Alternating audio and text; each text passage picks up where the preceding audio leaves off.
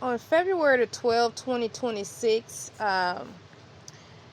a situation happened at the Justice Building in Little Rock, Arkansas, where a clerk, who is also an attorney, took and grabbed a $165 money order off the countertop of the office that they are in, along with a sheet of paper that was not recognized and acknowledged until brought back from the back when Mr. Munson came back around the corner as if to give a receipt for something that he had done himself personally without authorization or permission from the person that he took the money order from. This is a form of theft and also a form of fraud. And I just want to make sure that people are aware that this man, which has paperwork is on file, has performed some very fraudulent acts of concealment and was being influenced by outsiders who made some kind or form of contact in relation to Mr. Munson, where he performed this act in order to throw off my cases that were being appealed and trying to be filed with the Supreme Court up there in Arkansas for an appeals case. The person up on after taking this and the person trying to get a refund, he then stated, well, you're going to have to type up some kind of paper, gave me the title of what the paper was supposed to say and what it needed to state within it in order to get my money back. So he made me feel as if I was going to get a refund within days as soon as the court made a decision to refund the money back. He never stated that he was going to then, after I went outside to my car to type this paper in my car because I had a portable printer, that he then, while I was outside in the parking lot of the same Justice Building, never left, submitted an illegal document to the court docket of this petitioner's case. Upon submitting this document, he never said one word about it being submitted. The petitioner did not even know that this form or this paper had been submitted, because the last time this petitioner had submitted this document or paper, which was another one that he, Mr. Chuck Munson, had told her to submit, was back in December of 2025. So when this clerk/attorney took it upon himself to file this document as if it was done and performed as if when it's looked at by the court, but it's stayed in the office of the clerks, right? Because Cal Burton, who has also been in attendance with Mr. Chuck Munson on more than one occasion, knew all about it. I'm going to say allegedly, but I'm telling you, he knew all about it. So when he filed, Mr. Chuck Munson, this form, it was petitioners proceed without certified record, I think it was. This form, I didn't acknowledge this form until after the fact. And I asked who submitted this form, and he wanted to lie on me as if I had brought it into the office or mailed it in. He couldn't even recall how it was brought in. But the problem is I never brought that in. What I brought in was papers for an appeal and the formal order that was stating that the case for the writ CV 25835 was going to be due, either it was that day or the following day. But since I had received an order or judgment from the lower courts in Lincoln County on the 23rd of January of 2026 that I no longer needed to file a writ case, and it hadn't even went nowhere yet. So in relation to the former pauperous that had been filed, well, it was due now to pay the fee for the $165 by a certain time frame. So instead of me paying that, I was trying to say, okay, because in my mind, I've never done this before. So I'm like, okay, can you pay this and apply the appeal paperwork to this writ, right? And he never finished the conversation with me. So I never made an actual payment. I'm asking questions on how is this supposed to be done, because now I can file an appeal. So I remember when I filed one set of paperwork, you took it down the hallway is what you told me, and the other one for the Supreme Court was kept in a different area. I said, so when I'm filing this appeal, which is what I'm trying to do now in relation to this case, CV 25-835, can I file it with this, or does it have to be separate? So he just said, hold on, grabbed some stuff off of the counter, which included the money order, and left and went around the corner. And I didn't know what the hell he was going to do. I can't follow him, so I didn't know he had even grabbed the formal order and my money order, which wasn't even filled out. So then he comes back and I said, well, why did you do that? That's not what I told you to do. I never even said I was making a payment on anything. Never. So I'm thinking to myself, okay, well, I need my money back.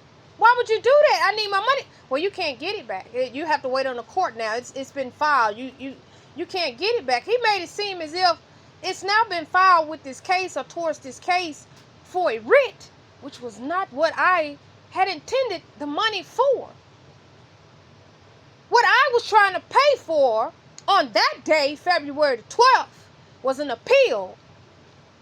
But after he did that with my money order, he now says, well, you can't file an appeal and a writ together. They have to be separate. So I was like, okay, well, I brought the paperwork in here to file it. Well, I've already processed your $165 money order to the CV 25. I said, well, I didn't tell you to do that. I said, go get my money. I didn't tell you to do that. Well, now you have to do this form.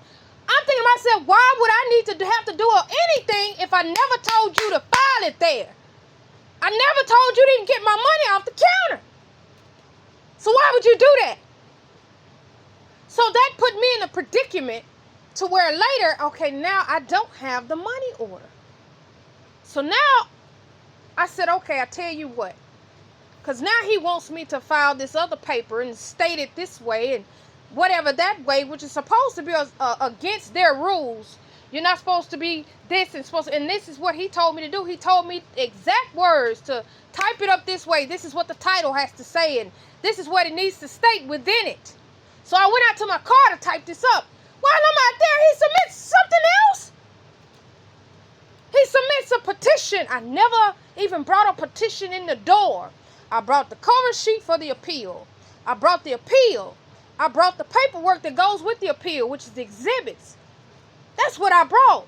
I also uploaded this with that paper that he had me to go out to my car and type.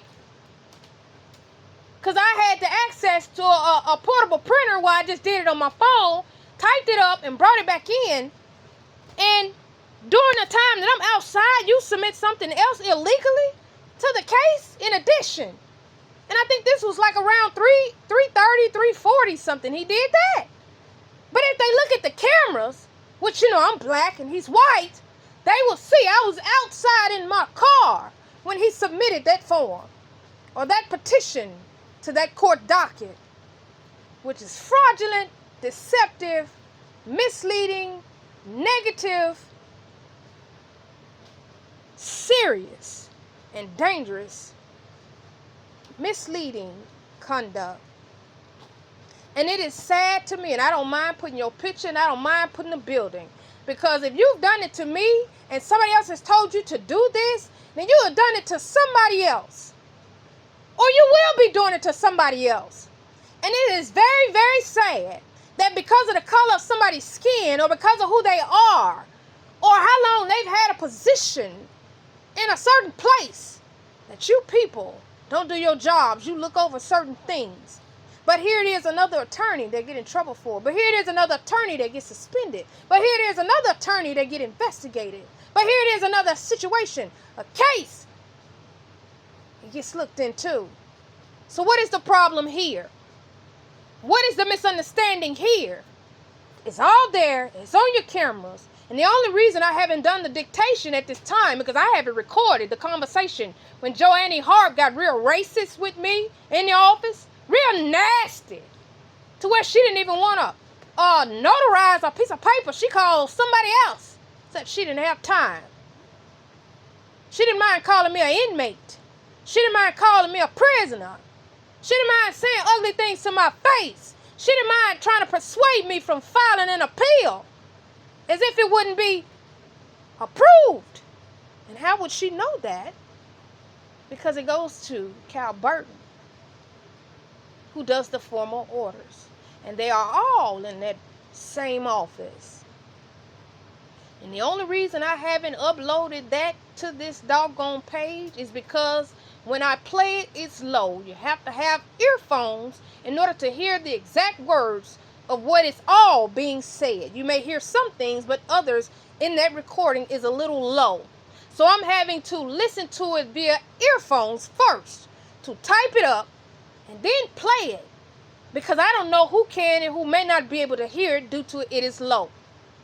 But it is a very serious problem when you have nasty individuals who want to connect to other people and try to persuade them to put you in a disadvantage where they committing fraud or lying about litigation processes. Just the same as Judge Robert Wyatt. Go view that video. You will see exactly what it is that I am saying. So when you wanting to hear somebody say something, you're tired of hearing somebody say something or complain about something, what you doing it for? Stop creating chaos or confusion or discrepancies in somebody's life that wouldn't have occurred if you stayed out of the business of that person in the first place. What you creating it for?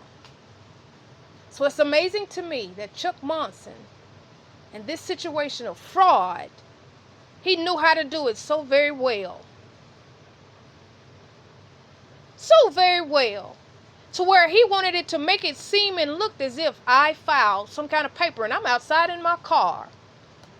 He wanted to make it seem or look as if I filed with a formal order that I'm asking him questions about, never said to make a payment in relation to, as if I filed and you grabbed it off the counter. It was not even filled out. Brand new money order.